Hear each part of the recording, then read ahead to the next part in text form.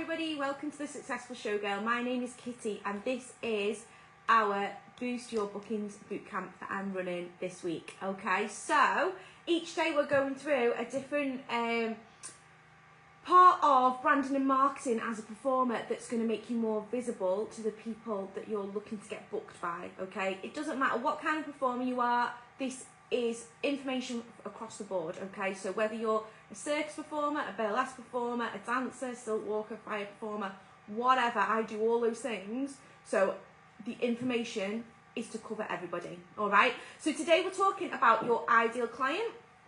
Yesterday we talked about branding. So I gave you some tasks to do. I asked you to go away and think about what your values were, so that when we talk about marketing in the next one, you'll know what your value pillars are for when you're talking on your social media, for when you're creating posts and things like that.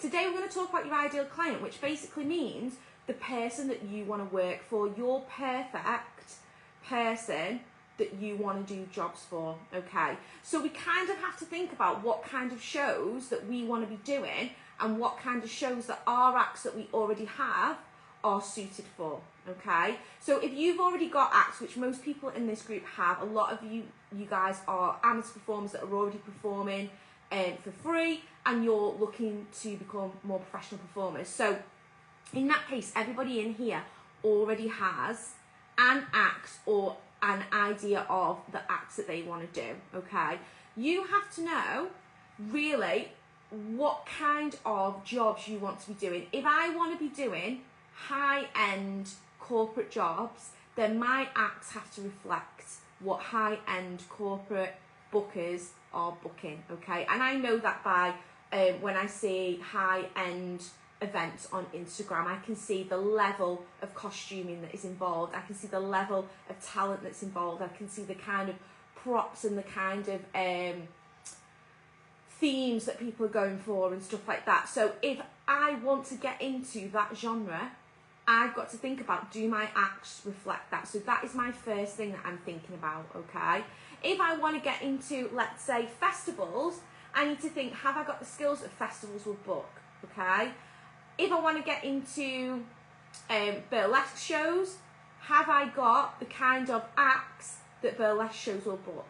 If I want to be doing rock band stuff, have I got the kind of acts that those people will book? You need to understand what kind of shows you want to be doing so that you can go out there and research who is putting on those kind of events so that you can start getting in front of them. Okay, so what I find a lot of performers fall down on is they often think that there's this magical place that all us performers go to where we find castings and we find gigs and that's where we get our jobs, and in reality it's not. In reality, the people who are the ones who are getting booked often are the people who have done really good research into their niche. They know their niche, they know what they are good at and where they sit within the industry, and they've gone out and they've Googled and they've gone on socials and they've found the kind of jobs that suit their niche and they've gone to them. Okay, and that's what I did in the beginning as well. In the beginning, I wanted to get jobs, and yes, the odd casting would pop up or whatever, and I would apply for it. But in reality, what I did was, I got on Google, I found all the agencies in my local area or wherever I was willing to travel to, who booked people that were aerialists, burlesque performers, martini glass performers, fire artists, silk walkers, and I contacted them and I sent them my pictures, my footage, and my fees. I told them a little bit about me. I connected with them on social media. I started creating relationships with them, and that's what I did. So you need to go out there and you need to start Googling who these people are. If there's a specific show that you want to be in, then Google who produces that show, connect with that producer, go and meet that producer, go to their show, go to a workshop with them so that they know you and you're getting in front of them, and then email them and send them your stuff, DM them and ask them if there's any capacity that you can work with them in. Sometimes they have other ways that you can work with them before you can get on their bill. Like when I first started out in burlesque particularly, I did a lot of stage managing and stage kittening, and that wasn't something that I knew what I was doing particularly, but it's something that I did because I wanted to create a relationship with that producer so that eventually I would be able to send them my acts and I would get a space on their bill. And obviously that is what happens when you create genuine relationships with people. People know you, people like you, they can trust you, they know you show up on time, they know you're professional, they know you're a nice person backstage, so therefore they're more likely to book you. All right, so what I want you to think about is, I want you to think about 3 dream jobs that you would love to do. Okay, so my dream jobs would be what I was talking about yesterday.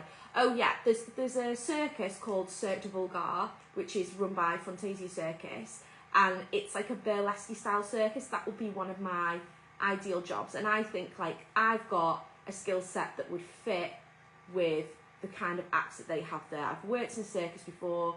I'm an aerialist, I'm a fire performer, I can do stilts, I've got a giant martini glass act. I could mix it all up and create a really good act for that. So that for me is one that will be on my radar. So what do I need to do?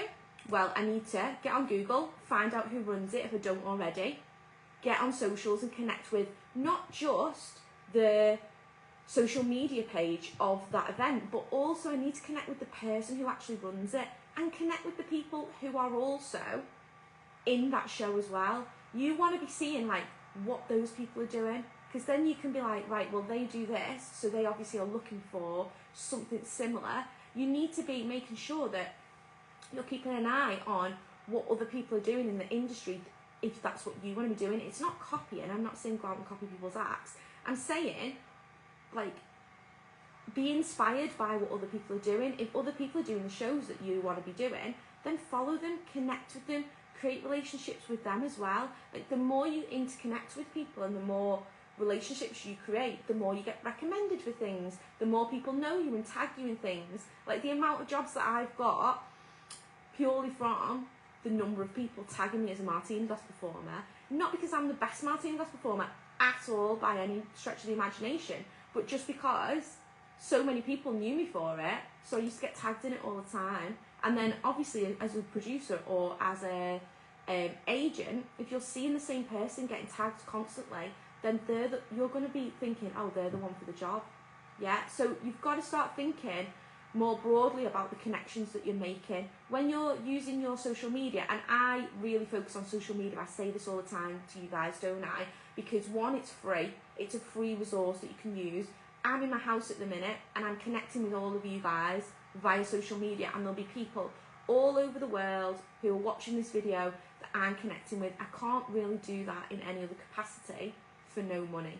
All right, so that's why I'm really heavy on social media marketing, because if you're visible on your social media, you can be getting in front of people like anywhere and everywhere for no money, and jobs will come to you. Yeah, I say this all the time, don't I? Like the more visible you are and the more well known you are in your niche, the less auditions you have to go to, or the less applications you have to send off, the less cold call emailing you have to do to people, because you're already on their books. Like now, I'm not really cold calling agents and saying, oh, by the way, I've got these acts and I'm a burlesque performer, because I already have agencies that I've worked with over time. So all I need to do is put a post on my social media and be like, hi guys, I'm back, I've got some new acts, or message those people, DM them and say, hi guys, I've got some new acts, here they are, and then those jobs are going to come in. Like I don't need to do all that groundwork. But if you do the groundwork now and you do some really good research and you create some really good relationships with these people that you want to work with, then they are going to be repeat bookings over and over again. And that really is what we want. We don't want we're not admin people, we're not social media marketers, we are performers, and we want all our energy and time really to be going into our craft as much as possible. So when you've got the opportunity for people to come to you, instead of you having to keep putting your energy and time into sending applications off to people that don't know you, then that's even better, isn't it? All right. So spend today, or spend some time this week, obviously, if you're in work today, really identifying 3 specific shows or events that you want to work for, and then really niche down into the genre that you want to work within. Okay, that doesn't mean that you can't do other jobs. Like I was saying yesterday in my group calls, I am obviously a burlesque and circus performer. I only do high-end corporate stuff now, because I've got a little girl, don't want to be away from her loads, so it has to pay me really well, and those are the jobs that pay well. However, I do a lot of stuff in the day and in the week that is like kids entertainment stuff. For example, character dressing up. Over Halloween did loads of like character stuff, spooky scare stuff in the woods and things like that. Over Christmas I'm literally fully booked out with dressing as an elf and doing all mad stuff like woodland characters that are Christmas themed. And that is something that I love to do. They're both completely different genres of performing, but I get those jobs coming to me because I've made really good connections with the people who put those jobs on. Like every Christmas the same agent calls me and she's like, got all these elf jobs, you want to do them? And I can just take my pick of the ones that I can and can't do. So when it's like that, it's so much easier than when you're having to constantly contact people all the time. You want to have like relationships with people where, as well, then when you get like me where you're booking people for stuff as well, then you can ring up them and be like, hey guys, have you got any performers that can do this? I don't know anyone, or can you recommend anyone, or has anyone got a matching costume to this one because I need 2, and you can hire their costumes and stuff. The more you collaborate with other people and the more you create these bonds and these relationships, genuine relationships at the beginning. I'm not talking like pretending that you're friends with people or pretending that you like someone just to get a job. I'm saying like be genuine, because you want to attract people that are like you. You want to work with people who get you, who are your people. And if you're putting on like a false facade or pretending that you like people that you don't, or pretending that you're different to who you actually are, then you're going to end up in situations working with people that you don't really gel with, and it's not going to be fun. The more genuine you are as a person through your social media, through making sure people know your values, through being yourself and showing up as you, the more you're going to get booked by people who appreciate you for who you are, not just the performer that you are, but the person that you are as well. Like, to me, that's really, really important. That's like a core value of mine, that I work with people that are good, kind people who are similar to me. They treat their performers with respect, and I obviously treat them with respect too. Like, that is super important to me. So I'm always trying to create relationships with people who are like that. And as somebody who books people as well, I would hope that the people that I've booked before, like as an agent in the past, would say that about me as well. I know that that's true because at the minute I've got Nicola who's staying with me. She's like living at mine for like 2 months while she moved house, and she was somebody who I originally just booked as a performer to work for my agency when I was on maternity leave. She was basically maternity cover for me, and now we've become friends because we genuinely respect each other. I only book performers who I like their attitude, I like who they are as a person, like they have to have similar values to me, and vice versa, alright? So it works both ways. It works that way as a performer, attracting agents and producers, but it also works as somebody who's a producer or an agent. They want to work with people who are like them as well. We want to work with nice, or certain people want to work with nice, kind people who are going to be lovely backstage, who are going to be professional, who are going to turn up on time, who are going to have a laugh with the rest of the crew. Like, that's what we want, alright? So, on that note, go away and do some research. Get on Google. Like, all you need to do to find these shows that you want to do is, if you see a performer that's performing in a show that you'd love to be in, they're bound to have tagged the show, always. So follow the show, get on Google and Google the show, find all the like information about the show, and then email the person when you're ready, when you've got all your ducks in a row, when you've got all your fees together, you've got your pictures together, you've got your footage together. Then you can send them an email talking about how you'd love to be part of their event, or be on their books, or be part of their show, or whatever it is, and then you can send that off to them. But you need to create that connection first. Do you understand that? Like, when you guys buy into anything of mine, whether you have coaching with me, whether you come to one of my events, whether you take a class, whether you just listen to me on these tutorials, whatever it is, there's been numerous touch points before that where you've seen me popping up on socials, you've seen me popping up, it'll be Instagram or TikTok or stories, or somebody shared something of mine. You will have seen it multiple times before you even come into my world of this community group. And then there'll be some of you will have been in here for years and never bought anything from me, but some of you will have been in here a week and you will have watched like 5 tutorials and thought, oh yeah, she knows what she's talking about, and you will have bought from me. Okay, because some people need multiple touch points, and it's going to be the same with producers and agents and bookers, just as it is with any kind of customer for any kind of business.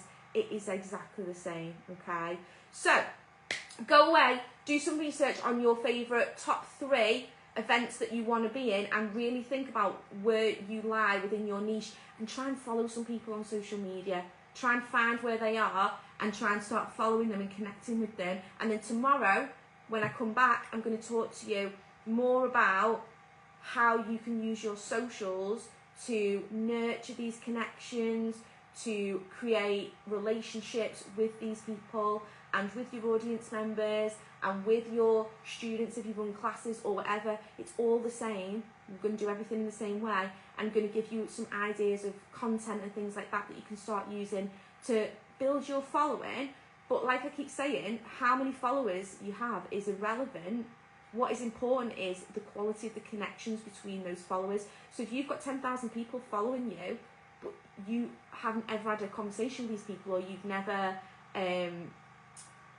interacted with them even in the comments or anything like that, then the quality of those followers is low. Whereas if you have 10 followers, like when I first started this group and I had 10 people in that group, every day I was like personally conversing with those 10 people and finding out about them, and I was giving them advice and stuff like that. That's like really high quality connection. Like if you're in my membership, you're much more connected to me than you are if you're in this free group, because you get more of my time and I get to know more about you. It's not just me talking at you like this. We have group chats in Zoom and we find out about each other, and those connections are much stronger, and it's going to be exactly the same when you're doing your marketing as a performer. All right? Right, I'm going to leave it there for today. Thank you for joining me, and I will see you all tomorrow to chat a little bit about social media. Bye!